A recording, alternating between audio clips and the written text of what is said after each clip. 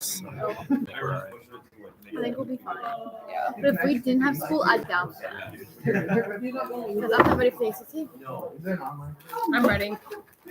The good news is I really don't have much to tell you as far as content is concerned. We are going to cover a bit, but then once again, I will be happily in my office taking appointments. Come on over. Let's talk about your paper. Let's talk about your Blue Book essay. And you'll have plenty of time. And porta potties are right over there. If you still need to find your synthesis article for your Blue Book essay, that's you can mark up is your cheat sheet. Just curious, let me ask this. How many of you have started to fill up your cheat sheet? All right. No judgment here. I mean, your test is until next week. Going to do it on Monday. So, well, why not start today? I don't know if it's good enough. 2 slides only today. 2 slides only. This info is useful for your paper on imperialism. This would be an argument that the U.S. wasn't justified, and that is because of the arguments made by this organization, the American Anti-Imperialist League. You can see their political cartoon here. It shows Uncle Sam slightly differently than you've ever seen him before. Other versions of Uncle Sam don't have him holding a dagger in his mouth or a pirate hat or cutting his own fingers off by gripping the blade. Don't do that. One shoe is called oil. The other shoe is called Uncle something. Standing on the backs of Mexicans and Panamanians and other Central and South Americans, the exploitation that's going on. We're being hypocritical. We are doing to the Central and South Americans what the British did to us, was the argument made by this group. And you'll notice some heavyweights here, some bigwigs that you might see a name and think, that's kind of surprising. For example, Andrew Carnegie. That should be kind of surprising to you. Who is Andrew Carnegie? The guy with the money. He had a lot of money. He's the steel guy. That's right. Okay. Right. Big believer in capitalism, which you would think would be putting him into a position where he's in favor of overseas markets and as a result, an overseas empire. But he wasn't. Did he favor trade? Absolutely. Free trade. Not this unequal economic relationship between mother country and her colonies. Is this the first time we've seen the name William Jennings Bryan? Is that the first time you've seen that name? Very Minnesota Viking-like. This guy would run for president 4 times, 0 for 4. It's kind of funny. It's sort of. Your hand was in there. Yeah, allow me to make a deal. What if Mark Twain wanted his name to be Mark Twain, but he had a lit, so his name was Mark Twain? Your delivery is just masterful. You almost heard the rim shot. Any questions here? So the point here is, here's an example of something you could use. This was a real organization that existed with some heavyweights, and their argument was an economic argument against empire. That you see here some people that you would think would be all for overseas markets and drawing in the natural resources from overseas and then selling finished products overseas. Carnegie, but they weren't. Questions? Only 1 slide left. Okay. So again, we've already talked about Spanish-American War. We're done.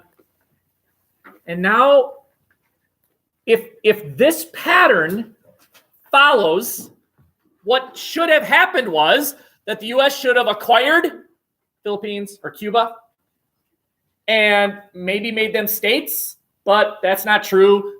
definitely exploited them the way that the British exploited us, right?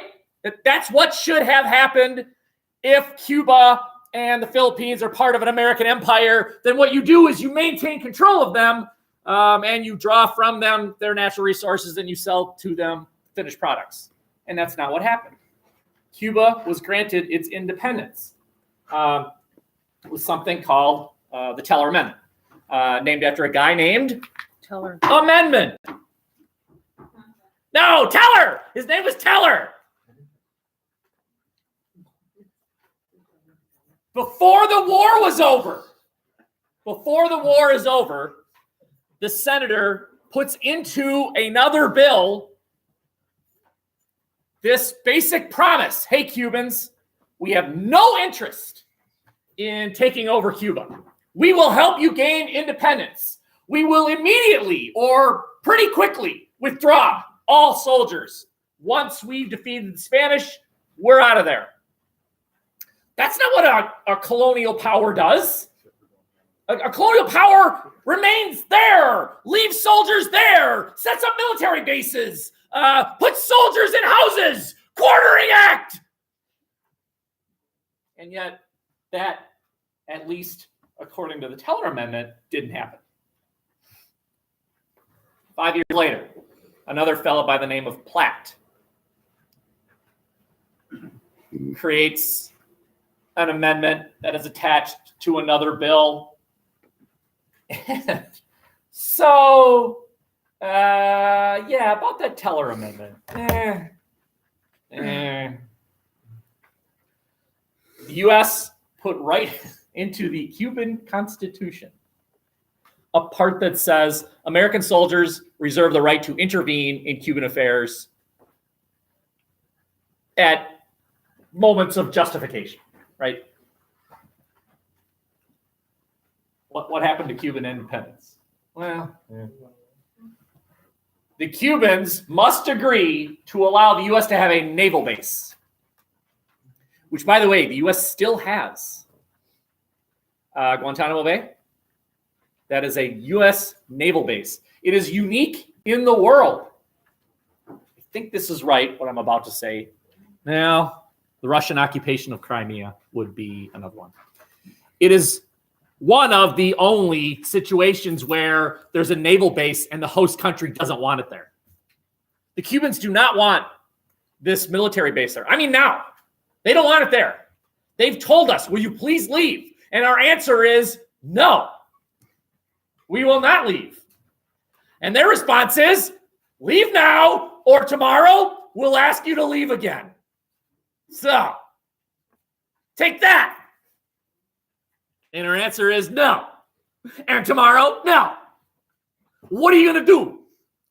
You run my lamp?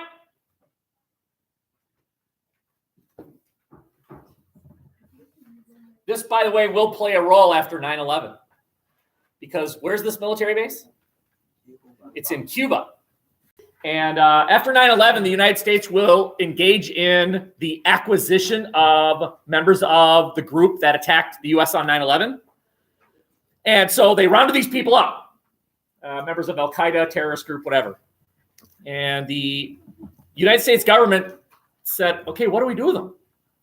We don't want to fly them to the United States because as soon as they touch American soil, this annoying document called the U.S. Constitution goes into effect, and the U.S. Constitution protects people accused of criminal acts. Yeah, we don't want them here. Well, where do we put them? And someone said, how about Cuba? How about the military base in Cuba? They're not on American soil. They're in Cuban soil. And you can, let me phrase this correctly, you can do things to them. And you're not violating their rights. What rights? You're not on American soil. You're not in America. You're not an American. What rights do you have? Okay, but that's for later. The end. So I would argue that this is useful for your paper. The Teller Amendment would be useful for those of you arguing that the U.S. was justified because the U.S. had no intention of exploiting Cuba based on the Teller Amendment. On the other hand, those of you who argue, is the Platt Amendment, which basically said, yeah, the U.S. can. It would seem that these two things contradict each other. And the fact that one was 5 years after the other would seem to imply that this one supplanted this one. Let me just point out something and then I'm done. The people who wrote this amendment did not intend for this to supplant this.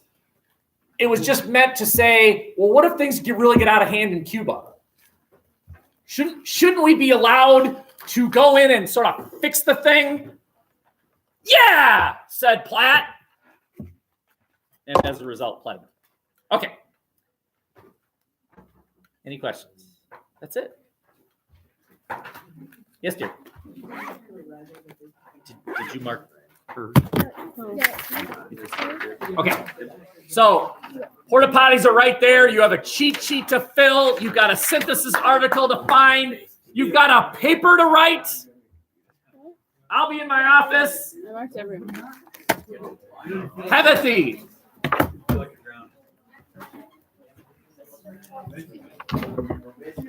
Yeah.